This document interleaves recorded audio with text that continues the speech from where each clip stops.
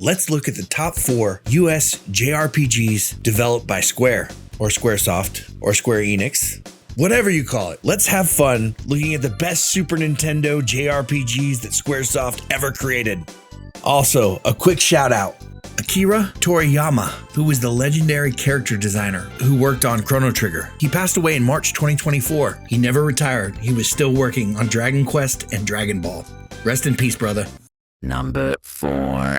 The Secret of Mana, released in 1993, it was widely considered one of the greatest RPGs for the SNES era. It was originally developed for the Super Nintendo CD system, which ultimately created the PlayStation and left the broken pieces for Nintendo to figure out how to handle the CD Secret of Mana game. Since the project was scrapped and they condensed the high-capacity CD to a traditional 16 megabit cartridge, which led to 40% of the game being cut. Entire dungeons and story arcs had to be deleted to fit the space. The soundtrack was overall breathtaking, and it had an interesting accessory, the multi-tap, so you could co-op play 3 at a time, which was really unique for an RPG. Overall, Secret of Mana was a breathtaking RPG, and that's why it sold 300,000 copies in the United States. Number 3.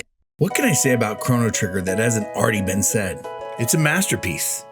It took almost 2 years of active production to polish and create the final version of Chrono Trigger that we've come to love. Yoshinori Matsuda is a legendary composer, but he pushed himself so far into a crunch that he developed stomach ulcers and was hospitalized. Another composer who worked on Final Fantasy had to step in and finish the last few audio tracks.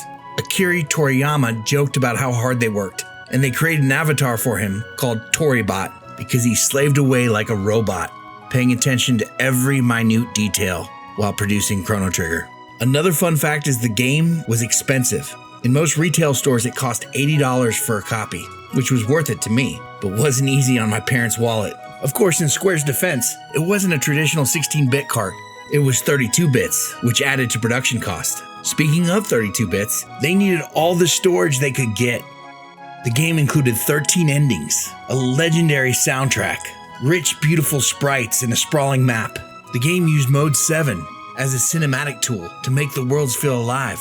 The intro pendulum, that was done by Mode 7, baby. The time warp, the jet bike race, every megabit counted because the pixel perfection demanded Chrono Trigger to utilize every single megabit. And that's why this game is absolutely breathtaking. Number 2.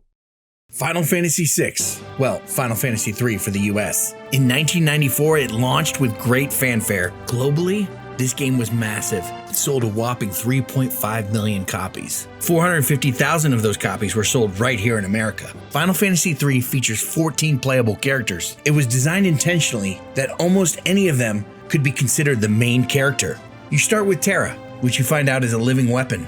You meet Locke, a thief, haunted by a past failure. You play Celeste, a former enemy general who feels she has no place in the world. And this is part of the magic, the storytelling. They crafted a story with deep themes. It was about loss and grief. It was about survival. It was about self-discovery, learning how to channel your inner strength, and ultimately finding that hero deep within you that you know exists. This game is so beautiful to me. Like the famous opera scene, the music is so emotional, and it's still performed by real orchestras 30 years later. Final Fantasy built a world that engrossed the player, like the floating continent. And who can forget about Kelpha's nihilistic laugh? It will always be a game that inspired my imagination. Number 1. Oh, baby. Super Mario RPG Legend of the Seven Stars. Released in 1996, it was a dream project. A collaboration between Nintendo and Squaresoft that changed the Mario franchise forever. It perfectly blended Mario's whimsical world and Square's deep storytelling expertise. They used pre-rendered 3D graphics similar to Donkey Kong Country, and the game looked ahead of its time.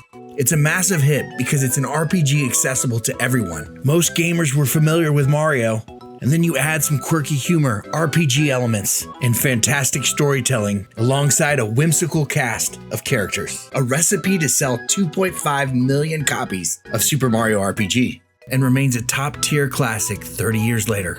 Hey, thanks for watching. There's more content coming this way. We'll see you in the next video. Subscribe and keep it geeky with me.